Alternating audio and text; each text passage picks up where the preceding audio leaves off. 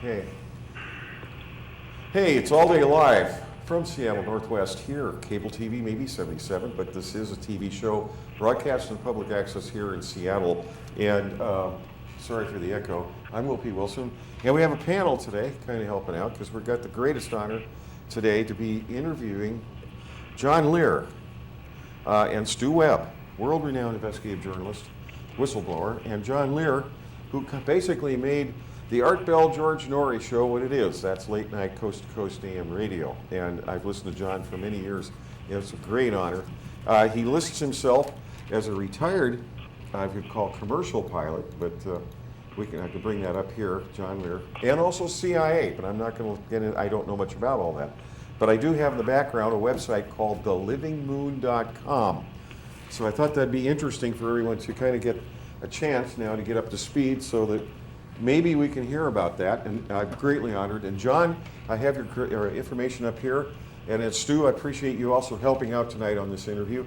John, where do we start? I mean, the living moon, what is that? I mean, it's a circumstance where people only think everything's science fiction, right? But it's not, apparently, right? Why would somebody be a whistleblower? Yeah. We've been told all these years that there's no air up there, no gravity, nothing's up there. And in fact, there's a whole civilization up there. As a matter of fact, there's several civilizations up there. And probably 500 million people live up there. NASA has done their best to make us believe that nothing's up there. The Apollo missions that we sent up there never went. It was a scam. Nobody orbited the moon. Nobody landed there. And it was a pure scam. The money was used for something else. But in fact, the moon is being mined, and it's a very, very busy place. I get my information and my photos from the Lunar Orbiter series, which were launched between 1965 and 1967. There was 5 of them, Lunar Orbiter 1, 2, 3, 4, and 5, and they were allegedly cameras to take pictures of the best spots for the Apollo missions to land at. Of course, they weren't going to land because they weren't going to go. But we do have those pictures, and fortunately, the books that were published by NASA before 1970 have some of those original photographs, which were not very well retouched, and you can see some of the buildings and some of the mining things in the Copernicus.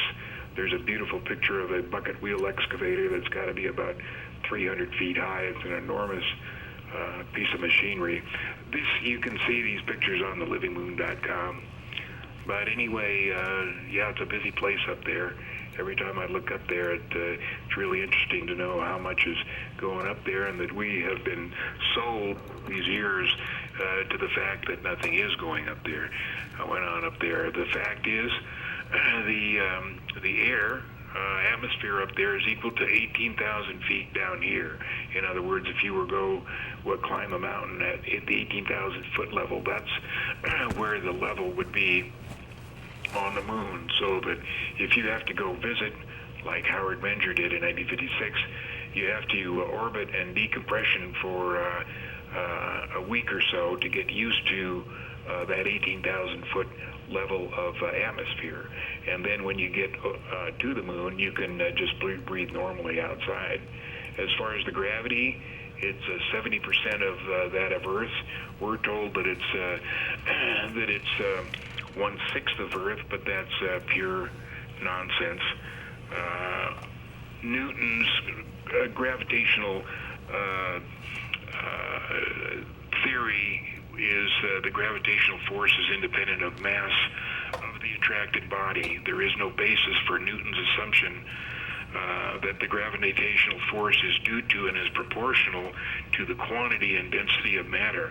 What that means is that everything that we figured as to size that equals gravity is not true. And so that's how we came up with the moon being 1/6 the gravity of Earth, when in fact it's 70%. And along with that, our solar system has 40 different planets, not the 9 that we're told of. It has 40. And those planets and those moons and satellites of those planets are all civilized. They got plenty of people living up there, not only people that look like us, but are far more technologically and sociologically advanced. But they have other weird ET types that live up there. For instance, Bigfoot comes from Mars. Mars is heavily populated. There's many different types of ETs up there. And the fact that it says, we're told by NASA that it doesn't have a thick atmosphere when in fact it does. And just about everything we're told by NASA has been a falsehood. Really interesting. Stu, you've brought up this many times in the past about the fact that there's trillions of dollars that they're stealing to build their off-planet bases, right?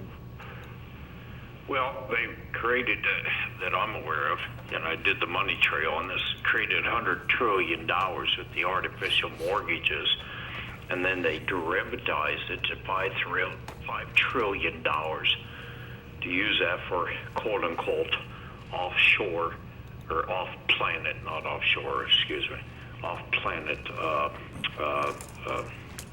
technology and other things, which means they're using the money for these various projects, black projects they call it, other things. I think we ought to throw the ball back at John, because yeah, some of the black projects are they have 24 orbiting weaponized satellites plus 2 command and control satellites, all operated by the U.S. Navy, and these have some very fancy weapons. On the TheLivingMoon.com, if you'll go to the weapons in space area, you can see some of the pictures, photos we've taken of the very fancy weapons they've got up there. And these weapons are used, well, one was the first one that we had knowledge of was when they destroyed the Mira building in Oklahoma City, and then the other time they used it at full power was buildings 1, 2, and 7 in New York. John, I'll throw a question at you. You did an affidavit, which WillPWilson has. I sent it to him before the show. I didn't get it, Stu, by the way. Okay. It didn't come in. Regarding the airplanes that supposedly hit the Twin Tower, that was holograms, phantom technology, they call it. You wrote an affidavit, said no planes hit the Twin Towers. If they had, the wings would have broken off in the tail section, because you've flown those airplanes. You're rated as the top pilot of the world, the top rated pilot of the entire world. You're a CIA pilot. I mean, your credentials, flying toys at Area 51 and everything else. Am I right in what I'm saying? Well, I wouldn't go that far, but I do know a little bit about the physics and aerodynamics, and there's no possible way that any airplane flew into those buildings. There's many different reasons why, but no airplanes hit building World Trade Center 1, 2, or 7. Well, John, you've had an interesting career. Before we go into more of the moon and other aspects, give us your background a little bit, what you can talk about. You were a CIA pilot. Give us your background, what you can talk about. Well, between, 1967 and 1970, I flew Air Force Forward air control airplanes, ferried them from Wichita, Kansas, where they were built, to Nha Trang in Vietnam. And then after that, I went to Cambodia, flew for a private airline there for a year, and then went up to Vientiane, Laos, and that's where I flew for the CIA, doing their missions just like Air America did. There was 2 companies that did their work in support of General Vang Pao's CIA-supported Army, and Air America was one, and Continental Air Service was the other. And I flew for Continental Air Services. And after that, let's see, 1960. Was that, just for a moment, was that what was considered to be, at the time, not saying that you did that, but was that considered to be the general who was supplying narcotics, drugs? A lot of CIA was supplying that. I'm aware of that. You mean General Van Powell? Yes. Yeah, he certainly had his hands in it. And Did George W. Bush have his hands in it? Did George H.W. Bush have his hands in it? oh, absolutely. That's where they get all their money, and the reason they want to get the money from that is because they don't want to have to go before Congress on bended knee and explain what they need the money for. They want to keep it secret. That's why we went into, part of the reason we went into Afghanistan is because we used the far northeastern portion, the Hindu Kush, there as the main place to grow the poppy. And Jim Dean on Veterans Today recently did a story where John McCain, Senator John McCain, answers to the Israelis, answered my former father-in-law, Leonard Millman, Larry Mizell, and Daddy Bush. I call him George H.W. Bush. Made a trip to Afghanistan, then to the Middle East, Israel. And then he went to Switzerland, where he cashed out bonds, bearer bonds, in Switzerland of his cut of the Afghan drug operations. I just want to throw that out because Jim Dean just reported on it. Gordon Duff has said that numerous times. I'm quite aware of those activities. And here he sits on the Armed Services Committee, Senator John McCain of Arizona, that keeps the war alive in Arizona. I mean, keeps the war alive in Afghanistan for the purpose that he can get his cut of the drug operations. Go ahead, John. yeah, so I have friends that fly the B-1 over there, and I was telling them this story, and one of them made the comment. He said, I always wondered why the Hindu Kush was a no-fly area, because we can look down and see the brilliant colored poppies growing down there. And I asked my wing commander why we couldn't bomb that, and he said that he didn't know, but it was definitely a no-fly area and that we could not bomb that area. Yeah, hey, I'd like to break in here if I could before I... John, give your background from Vietnam. Real fast, will-banjara, he wanted, Bill, Yes. Can you Yes. hear him? Go ahead. Could you hear me okay? I spoke with Noam Chomsky about a year ago, and I studied his works and whatnot, and wouldn't you say that his works go hand in hand with the things that you're talking about here? And do you believe what Noam Chomsky talks about on top of that? I didn't hear what he said. Could somebody say? He said about what Noam Chomsky. Well, he didn't hear the question. Go ahead, please. Go ahead, one more Neither time, one of Will. us. Okay, I spoke with Noam Chomsky about a year ago, and I checked out his works and the stuff that he did, which is really quite audacious on what he talks about, and I'm wondering, do you believe what Noam Chomsky says, and doesn't that go hand in hand with the things that you're talking about right now? Noam Chomsky. What name is he saying? Noam Chomsky? Yes. Yes. Yeah, I don't know. What does he say? What about it? About Noam? Oh, well, okay. First off, I wanted to know if he believes what Noam Chomsky has said and his works that he's done, and doesn't Noam Chomsky's works go hand in hand with the things that you're talking about right now? The writings of Noam Chomsky, based on the research and what you're bringing about. I didn't know Noam Chomsky I didn't think he writes about this kind of stuff. He studied it. He did. Yeah, he studied He it. may not know. John might not know. So. No, tell me what Noam Chomsky wrote. Go ahead, Will. What did he write? Well, not what he wrote, but the works that he's done. And for instance, like he talks about, there's a satellite up there that has a nuclear capability to blow up any country in 3 minutes. He talks about a lot of that kind of thing, and I want to know, number one, if you believe the work that he does, and number two, doesn't his work go hand in hand with the things that you are discussing right now? Noam Chomsky's. Well, as far as I know, I would guess that does tie into what I'm saying. Thanks, Will. Thank you very much. Go ahead with your background, John. So after left Laos at the end of the war there, which would be in 73, and came over here. I did some work between in the Middle East, or in the Hungary down to Somalia, running guns and ammunition for the CIA, and that was before we were in full support of Somalia.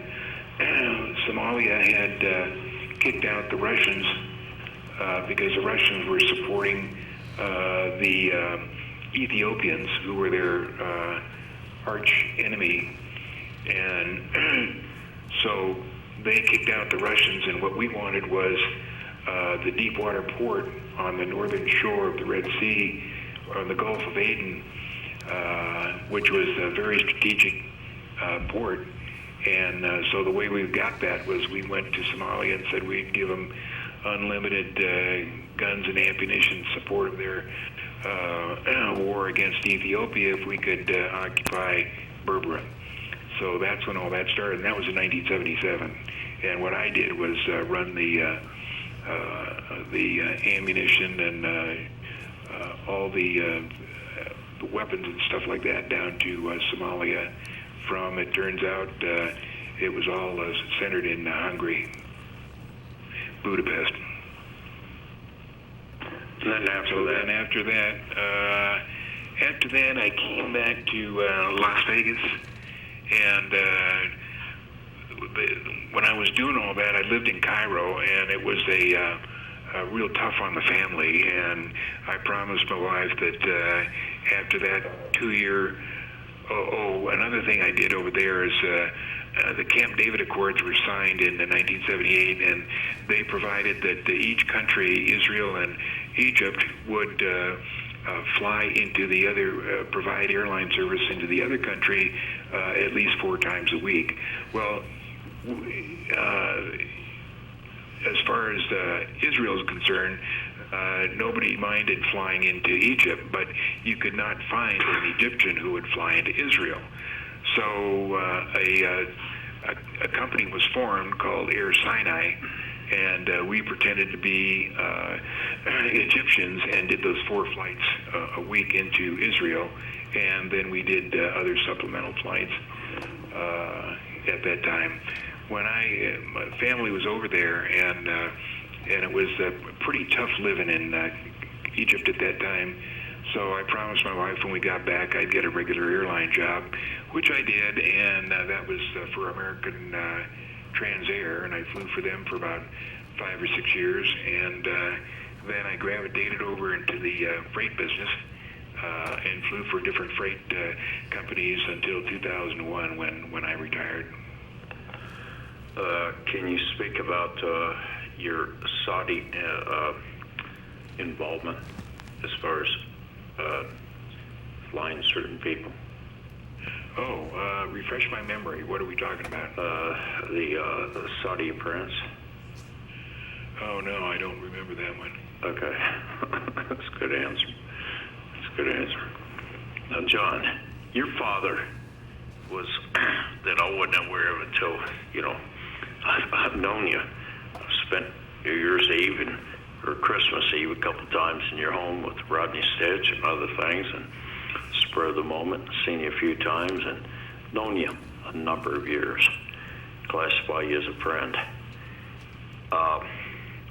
Your father, go back to 1952, I think it was. What did he do? In 1952, Lear Incorporated, the company he had built, started in 1930 after he and Paul Galvin split. Their company was called Motorola, and my dad sold his interest to Paul Galvin, then started his own company, Lear Incorporated, and they did a lot of business with the Department of Defense, all kinds of different switching and electronics and pumps and all kinds of stuff. And in 1952, he was awarded the primary contract for anti-grav, and that went on till 1956. And I think they finished the program.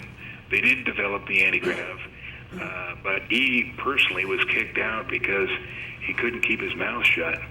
And he went on several news things and started talking about saucers and stuff he wasn't supposed to talk about. So I thought that they eased him out of that program. But this is 1952. Now, we're looking at the AllDay agreement. The Roswell was real. The crash of the flying saucer and the alien connection and all that, which is really the first contact, should we say, with the humans versus the aliens. And that was all real. And then we move on, and then they had the Eisenhower agreement because he was compromised by the aliens, my understanding from a couple of mutual friends of ours, Slade, the Area 51 scientists, and others that worked at Area 52. They called it Papoose Lake, Nevada. Now, it's different than Groom Lake, where the test site is for the U.S. government aircraft and so on and so forth, but that's the alien base where Ed worked for Cold Arms. And what I understand is that your father, or not your father, but there was a 1953 to 2012 agreement between the aliens and the government that Eisenhower was forced to sign for, in exchange, invisibility, anti-gravity, and other things. Kind of forced, should we say, from my understanding. Would you explain that, if you can? Well, he was, that was the famous meeting there at Edwards Air Force Base, which was then called Muroc, and he was flown in from Palm Springs, where he was vacationing, and he met with one of the ETs that we were being introduced to. There's 8 different ET civilizations that we work with, today at Area 51, and one of them was trying to get us to agree to help them cover up the existence of flying saucers and ET, and in return they would provide really high-tech, cool stuff to the military. And Eisenhower didn't want to agree to that, but apparently several years later it was agreed to, and I don't know who by. But right now it's whatever, we have promised to help keep it covered up, the existence of the ET, and we get super cool electronics and all kinds of stuff that they give to us. Technology, computers, everything was developed from that. Isn't that correct? That's correct. Okay. Now, the Philadelphia experiment, as an example, because Al Bielek was a friend of mine. I met him on many occasions. I think you knew him. He was one of the ones that was aboard one of those aircraft in the Philadelphia experiment. You're familiar with that, correct? Yeah. Okay. You want to explain it? I don't know too much about it. I do know that whatever they were trying was successful, and because it was successful, they had to cover up everything about the experiment, and that's about all we know. But they went through space-time. They went in the future. Disappeared. I mean, literally disappeared. I mean, people can rent, I believe on YouTube or whatever, the Philadelphia experiment's out there. I mean, people can find it to get for the purpose of education. Yeah, supposedly. Yeah. Go ahead with your background, if you Curious. That's about it. I came home in the end or the 1983 and got a job with American Transair. Flew for them for a while, and then went into the cargo airline business. Flew for them for a while and retired in 2001. The last flights I took were for a Cambodian airline who operated the L-1011, and we were under subcontract to Indian Airlines out of New Delhi, and we flew the Hajj, which is the annual pilgrimage of Muslims to Mecca, and I flew that for about 6 to 8 weeks. Let's touch on the subject because we've got a half an hour, and I'm kind of like. We're gonna real quick. We're gonna take a break, just a couple of minute break here in about 2 minutes.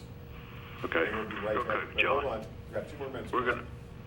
We're gonna move on in the next because he's got to go to commercial break. We're gonna move on to 911 because John, I think is significant for the American people to know what you know about 911. Okay. Yeah, I appreciate it. Okay, well, we'll be right back, everyone. Hang in there. John-Lear, themoonIsalive.com, that is. Stew-Webb.com. Western Whistleblower, World Renowned. Thank you. We'll be right back. Give us a second. Hang in there. I want to hear the rest of this. Okay. One day. Nothing. It's just a cover. It's for the public to look at. Say, oh man, isn't that great? You know, we can see it going around while they're mining the moon, going to Mars, going to other planets. Billions of dollars to divert our attention. Right. It worked really good. And we would have never found out about it if I hadn't made two, very good connections. The one government insider and the pictures in SP-246, which was a NASA publication called Lunar Photographs of Apollo 8, 10, and 11, and started looking really closely at those pictures and wondering, boy, I wonder what's in there. NASA has two code words for airbrushing. One is ejecta, and the other is slump. And the slump you can see in the crater Kepler. It's a white triangle, and they refer to it as slump. It's not. It's an airbrush triangle. And the ejecta is the white stuff you see all over coming out of the volcanoes or the craters. There's no white stuff. That ejecta is airbrush stuff. But they weren't proficient enough in the early days with it. Now they are, but they weren't in the early days. So those of us who have the early photographs get to see some of the really cool stuff that's up there. I didn't get your reaction to Ingo Swann's remote viewing of the far side of the moon. Oh, where my he says God, there George, are somebody has promised me a book, an original book of Ingo Swann's, and I've been waiting a year for it. And what a great guy. I just... Hi, we're back from that last segment. Now we're into the next segment. Thank you for watching. And now we're going to continue with what we need to know from John-Lear and Stew-Webb, Curtis Royce, and james-wlos. James has been helping us a lot on broadcasts here in the Northwest. So let's get on with this next segment. I'm WillPWilson. This is the All-Day Live show. We're now about to hear from John-Lear and Stew-Webb. Thank you very much. Thanks for everybody. Can't wait to hear. Go on this. It's interesting, very interesting. John, two subjects I want to go into and delve into is 911 and your knowledge. The second is the population of the moon. Go ahead, sir. Okay, well, 911, of course, no airplanes crashed into the buildings. I don't know where they went. If you track those serial numbers of the airplanes, they went back into service with the airlines and are there now, as far as I know. The serial numbers was the key, wasn't it? Yeah, the serial numbers. They are, yeah. And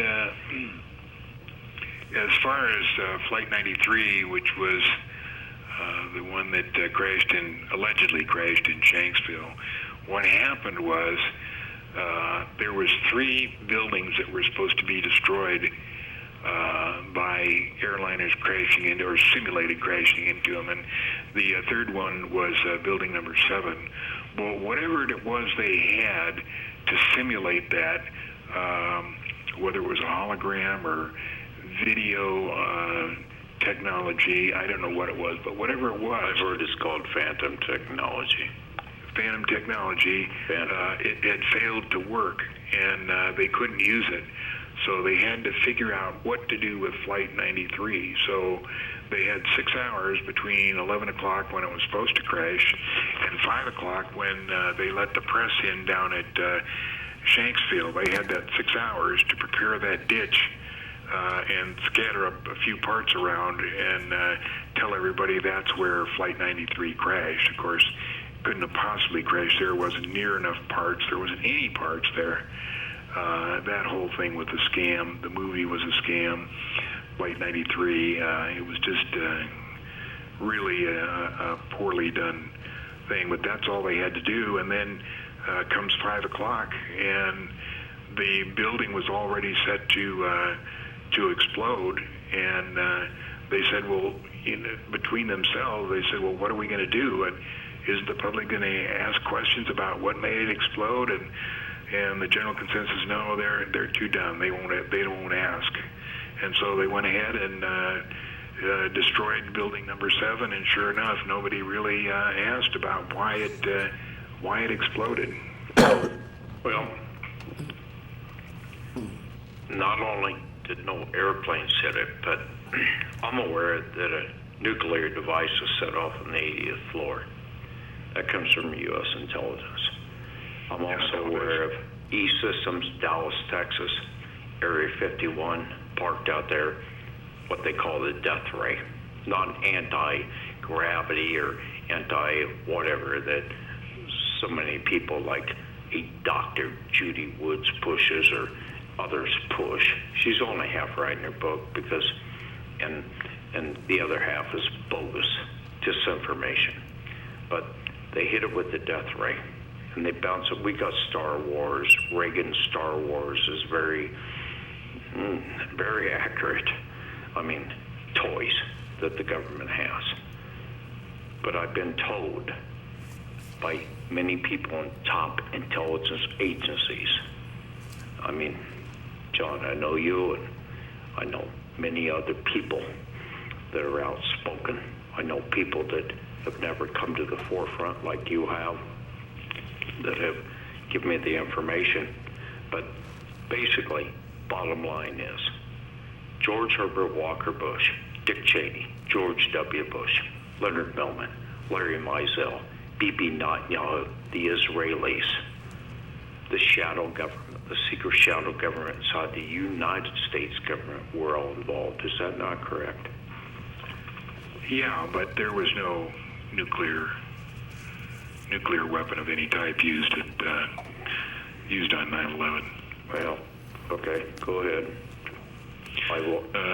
There's none of the particles that would have to be present for it to have been used. I got it from people inside military intelligence that are indicating that on the 80th floor that they blew that thing. Whether it happened or not, I don't know. I wasn't there. I got in advance, people go back to archives on KathleenKeating.com. I was screaming, yelling, a false flag. We're going to be attacked. America's going to be attacked in June of 2001, and nobody picked up on it. Everybody thought I was crazy. And then all of a sudden, this little, this Israeli stooge, Debka stooge, Alex Jones, posted one thing. Oh, there might be a false flag on America I think he said in July of 2001. Might be a false flag on America. They might attack America, and that was the only stooge, because he follows me all the time. It's a Debka stooge, Israeli stooge. But anyway, the point is that I put out that it would be attacked. America would be attacked by August, the end of August 2001. It didn't happen. 2 weeks. Nobody wanted to touch me. No radio talk show host, nobody put me on the air. On 911, I had 30 calls that morning. What's going on? I said, I told you in advance we would be attacked, because I had sources saying that the Bush crime syndicate was going to attack America on not 9/11, but it was going to happen sometime during the period before the end of August. You want to comment on it? No, that I don't remember you saying that, but I wasn't listening to you at that time. So. Yeah, okay. But the point is, if I were to ask you a straight question, who do you believe was involved in 9/11? What would your answer be? That's a good question. There's a lot of people that certainly look like they were involved. Certainly, Cheney had to be involved, but he was just one of the flunkies in the forefront. Whoever the secret government was the one that was really behind the 9/11. Should we say that Dick Cheney's part of the Illuminati food chain?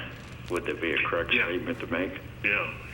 That's And the Illuminati being Daddy Bush and Leonard Millman, Larry Mizell, and Henry Kissinger, and David Rockefeller, and Anwar bin Sharia of Israel, and Grace of Grace and Company, and Rockefeller and Warburg, and the list goes on. Yeah. Okay. Will, are you still there? Yeah, we're here, and I'm sure the listeners are listening very intently. It is quite something to have a circumstance that, how would anybody know? It's like even the beam weapon that the engineer disclosed that beam weapons were used as well, let alone the fact that me being a journalist, I wrote many news stories about the fact that the tie-in of Marvin Bush, Securicom, it's ridiculous. And the fact that the whole family, it was a family affair, and that the babysitter is murdered by a car that took 3 or 4 turns before it hit her, and it goes on. It's unbelievable how much power, and how the heck did we even have a double father-son presidency when they're both the offspring of the founder of the Nazis? How does that work? I mean, are we stupid or well, what? You know what's interesting about that, Will, and I'll bring this up, the subject, is the grandfather, Prescott Bush, was charged with trading with the Enemy Act, supplying Adolf Hitler with money to buy tanks and trucks during World War II. Yeah. Now, once somebody's charged with that, no generation thereafter of that family can be a political figure. It means they can't be elected as a senator, a congressman, a president, and we've had 2 presidents since. Yeah. George Herbert Walker Bush and George W. Bush. And under the Trading with the Enemy Act, neither one can be. And their presidencies become null and void. Well, look at what they did. They've stolen hundreds of trillions of dollars. Isn't that amazing? They killed Kennedy. Yeah. They outed Jimmy Carter in October surprise, crashing a plane into a C-130, keeping the hostages in Iran to blow the presidency. Coup d'etat on Al Gore with no presidency has ever gone before the Supreme Court of the United States. But it's supposed to go before the Congress and the Senate to make the runoff. And here we have it with the Bushes. Once again, the coup d'etat. Now, John, I want you to pick up and tell everybody tonight about what's going on the moon. Well, of course, we've been hornswoggled by mainstream science to believe that nothing is going on the moon. In fact, there's a civilization up there. There's several types of civilizations. There's one that the people look just like us, but are more advanced sociologically and technologically. And then the Greys. John, back up a moment. They just zapped my phone. Will, did you catch all of John's conversation? Yes, we did. Okay, I apologize. They're zapping my phone here. Go ahead, John. Okay, and it started back in the 1800s. There was a Danish astronomer who was the guy that brought the possibility of a civilization on the moon to the very prestigious groups back then. But he was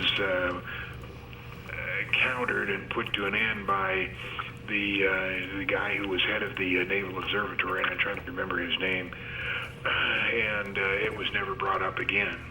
And everybody who has tried to say that there is something on the moon or there's a civilization there has gotten put down real quickly. Now, how they did the Apollo missions, how they faked them, I know part of the story, but I know all the story. When NASA was born, of course, part of the initial cadre of NASA was magicians, and they were the ones that would make people believe that something happened when it didn't happen.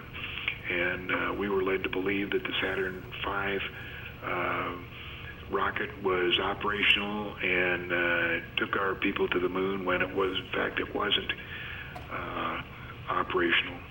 There has never been any photo of the second stage ignition on the Saturn V, and there have been accounts of Russians who claim to have actually picked up one of the stages in the Indian Ocean. But the fact is, we didn't go to the moon, and the whole purpose of the moon flights were to convince the public that there was no air, no gravity, and nothing could live up there. And they done a very good job.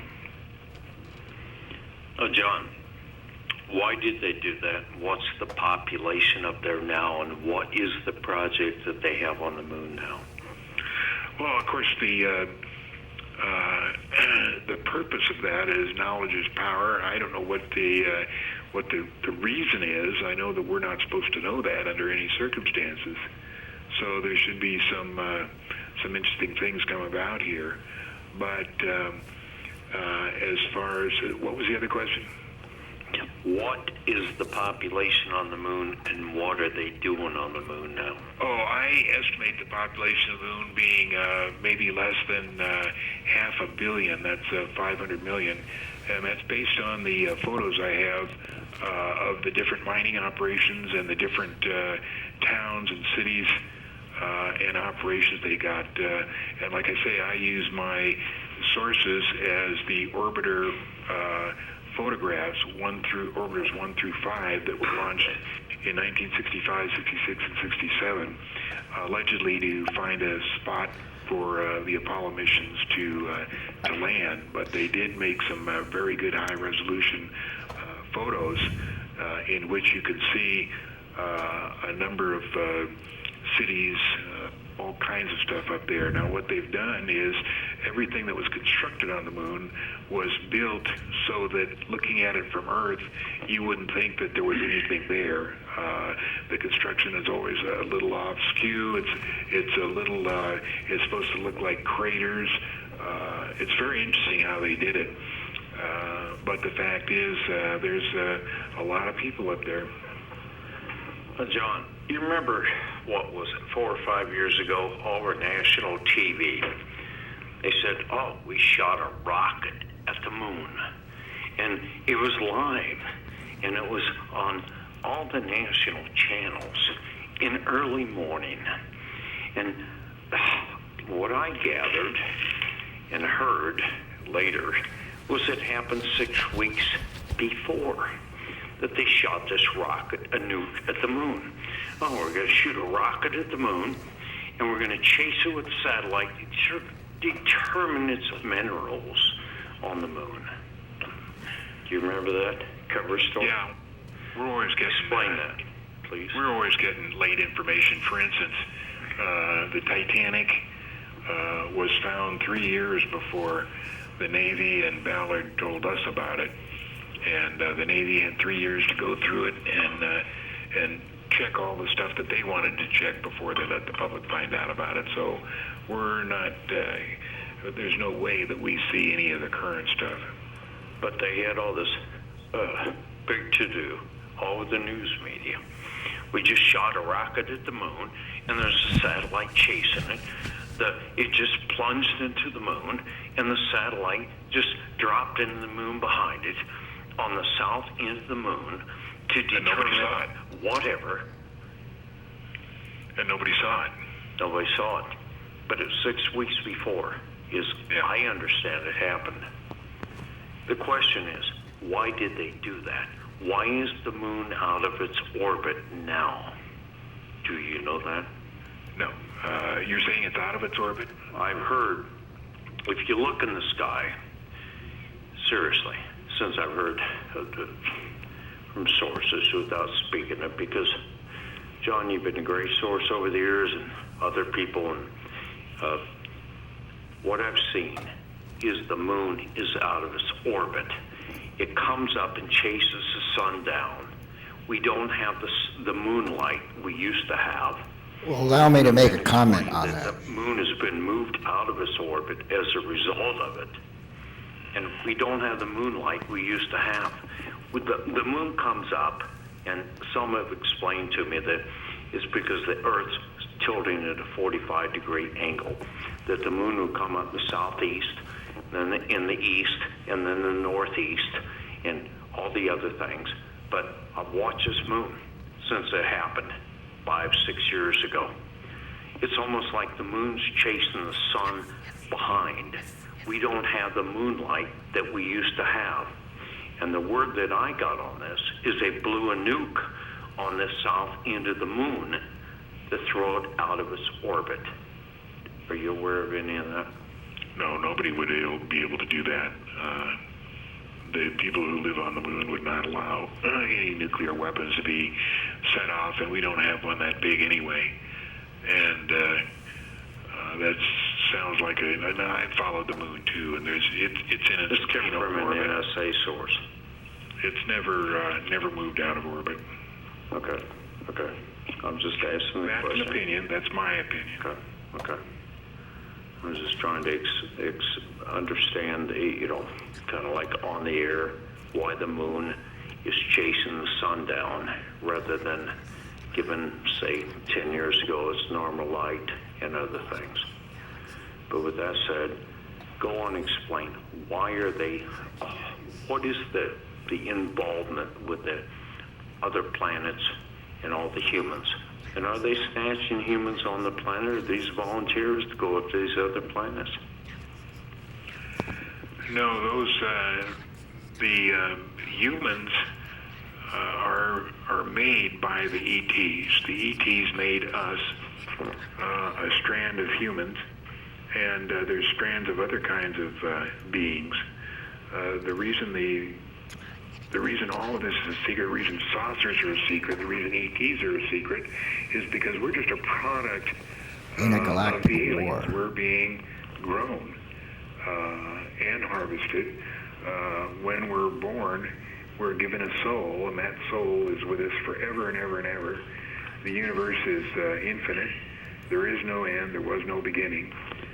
And as far as Earths like this one, they're actually called prison planets.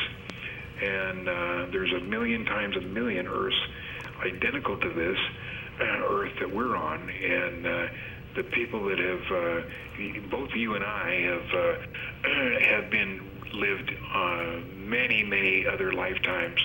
And we're down here because we have screwed up apparently in the last 2 or 3 lifetimes or so. And we're down here to rectify those mistakes. And the way we rectify them is to learn how to live with integrity and without envy, hate, or greed. And once we learn how to do that, then we can graduate and get to the fourth dimension, which is some people call heaven, and get on our way. But the people that don't make it, they have to come back down to earth and try it all over again, their lifetimes all over again, until they learn how to live their lives with integrity and without envy, hate, or greed. John and Stu, real quick. James, go ahead. You had a question for him? Yeah, I have a wonderful some commentary here from the people outside in the streets. From what you got mentioning, it's like an intergalactic war between the Sagittarius galaxies and the Milky Way galaxies. It's more than just an interplanetary war. It's galaxy wars. We've been at war since day one, since the beginning of mankind. I mean, we've been lying to the public since I have no idea when. And if you look up COINTELPRO is discrediting and disrupting any domestic political organization, no matter whether it is, no matter what it is, I mean, take down any kind of journalist that stands up for the freedom of mankind, those who, protest against wars, protest against, any kind of police action, repression by police. I mean, we're in a major war right now on this planet, which isn't necessarily going to go away. I mean, Seattleites are very confused about how many vehicles they lose, how many homeless people get kicked around. The war is getting extremely intense. I mean, what can you tell the viewers of Seattle, Washington out here about what's exactly going on and the truth about slavery? Did you hear that? John, did you hear him? No. What was the question? Will, you're having a problem with the mic, so Will, would you repeat the question, please? Yeah, James-Wlos mentioned about the fact of the continuation of disrespect of people's rights, especially the homeless here in Seattle. And James has been working with the homeless people at a program called Peace in the Streets for Kids in the Streets, psks.org, and has worked with it for 20 years. Has been one of the key people with the homeless count here, one of the helped direct it. And he's helped out on many years of his life because he grew up homeless as a teenager. And it seems to be that this so-called the so-called agendas of these people is to destroy our rights, take away, make us homeless, make us prisoners, basically. Am I right, James? Yes, sir. Yeah. So thank you, James, on that one. But so it's like a perpetuation of them trying to create, ruin our lives, more or less, and not Let me touch on that subject. George Herbert Walker Bush told two friends of mine, Iran-Contra major whistleblowers, without speaking their names. He says, the Bud people, the broke, the useless, and depressed, the American people. That's what he calls us. As long as we keep enough food on their table, a roof over their head, a car in their driveway, gas in their gas tank, we can keep the Budsters at bay. And as long as we own their corporations, control their food supply, their oil supply, and all the other supply, and their mortgages, and the government keep their jobs, quote unquote, which 60% of the government is jobs. The other 40% is the private sector, which they now control. We can keep the Budsters at bay. A new world order, the consolidation of more power and money into tighter, fewer, whiter, listen to words, whiter, eliter hands. That doesn't include blacks, that doesn't include Hispanics, that doesn't include Orientals. It doesn't include anybody that isn't white of an Aryan nation race. Remember George Herbert Walker Bush's father, Prescott Bush, trading with the enemy during World War II, supplying Adolf Hitler with tanks and trucks through Brown Brother and Harriman. Have I said enough? Yes, you have, Stu. We've got about a minute and a half, 2 minutes left. I'm greatly honored again with Let John end the program then. John, thank you. Make your comments. Any final comments? Well, my comment would be forget all this stuff about all the bad things they're going to do to us, and just realize that all you have to do is live your life with integrity and without envy, hate, or greed, and you'll get to go to the fourth dimension when you leave here. Incredible. John, they thrive on hate, they thrive on greed, and they thrive on evil, period. This is an evil thing, isn't it, John? Yeah. We really appreciate it. I'd like to be able to have a chance to interview. I wish I had the more hours like George Norrie has, but we don't. We only have 1 hour. But I appreciate it. We're greatly honored. And I hope that they go to the website, TheLivingMoon.com. And John, we're, like I said, you've given probably the best shows on Coast to Coast AM since I can remember, and you've been a great inspiration, a truly incredible inspiration. And I could just say thank you on behalf of all of us. And thank you, great. Stu. Thank you. John, thank you. It's my honor always in doing a show with you, sir. Okay, appreciate it. Thank Talk you. to you guys later. Later. Thank you. And Stu, thank you again. And maybe we can get a chance to get Maya Nadesan, the professor at Arizona State University, on her book on Fukushima, maybe next week or something like that. We can cover that. I think it's critical that we do.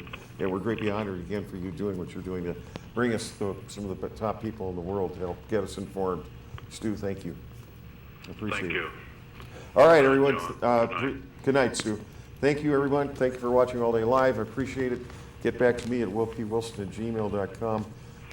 Or you can just, get a hold if you want to be on TV, get a hold of me. And thank you also, James-Wlos, psks.org, and Curtis Royce. Thank you very much. I appreciate everything, everyone. Thank you for watching All Day Live. Thank you. Thank you, Stu. Thank you, John. Actually, do you believe, John, that the reason that the little guy is able to have this information is to bring us up to that next level of spirituality where we are able to conceptualize all of these ideas that are being given to us about the moon and things like that? It's not so much spirituality as it is a maturing of the soul. Right. In other words, our society, when we get up in the morning, we look for the first guy to shoot. And so we've got to learn to express more love, reflect more love, and that's basically what it's all about. And we're a long ways from there. Oh, we're definitely a long ways away. And also, which one of your other other persons that was calling in would actually ask, do you believe in the hollow earth theory? Yes. So do I. And, George, I know that is a topic that goes very deep with you, and I actually have the book, The Hollow Earth, and I've had it for quite some time because you can't find it anymore. No, I've got that too. A little red cover, isn't it? That's the one. Yep, okay. And I actually have it in a photocopy because you can't have that. And it's really interesting to me that we don't have anything on like TLC, the History Channel, or anything giving us any information about Richard Byrd. Now, that makes me believe that because of the fact that you don't hear anything talked about, that it must be there. Good. Well, good I'll tell point. you, I think landoflegends.us has a lot of stuff of Richard Byrd. Ron Schmidt, my associate, he knows a lot about that, has a lot of videotapes.